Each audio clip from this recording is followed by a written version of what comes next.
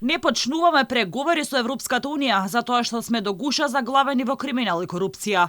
Подпредседателот на ВМРО ДПМН Александар Николовски предупредува дека главниот проблем во државата е неказнивоста на криминалот, неспроведувањето на реформите и лошите политики на власта. Николовски предупредува дека уште во јуни 2018 година, кога властите не убедувале дека ќе почнеме преговори ако го смениме уставното име, тој посочувал дека тоа нема да се случи, оти во Македонија не функционира правосудниот систем. Се брзаше да се потпише Преспанскиот договор на 17 јуни, затоа што на 29 јуни, 12 дена подоцна, имаше состанок на Европскиот совет на кој што требаше Македонија да добие датум за преговори. Тоаш Бугарија не постоеше. Македонија не доби датум за преговори на 29 јуни.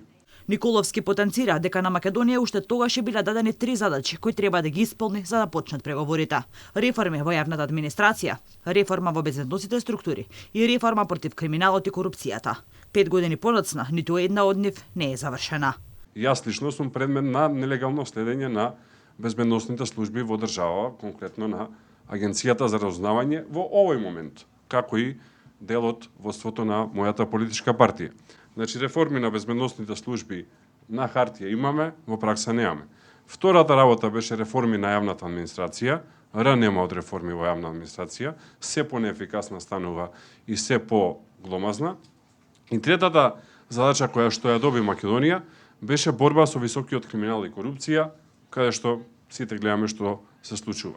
Подпредседателот на ВМРО ДПМН вели, ако се реформираме внатре, тогаш ќе добиеме и поддршка од надвор. Клучно според него е да се сузбие криминалот и корупцијата кои се присутни од шалтерски работник до премиер на држава.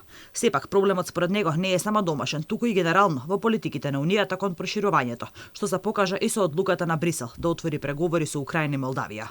Ова според Николовски отвара дилеми како држава во која има војна и земја која нема дефинирана територија добиваат преговори, а Македонија, Албанија и Босна и Херцеговина не. Сите си го поставивме прашањето зошто никој не го замоли бугарскиот премиер да ја напушти салата на 15 на минути, исто така на кафе, и да и Македонија почне преговори.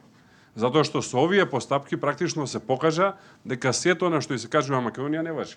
Николовски посочува дека Македонија останува доследна на патот кон Унијата, но сепак потенцира за да стигнеме дотаму мора одвнатре да расчистиме со корупцијата, оти дури да го смениме уставот, одредени земји членки не се задоволни од состојбата внатре во државата.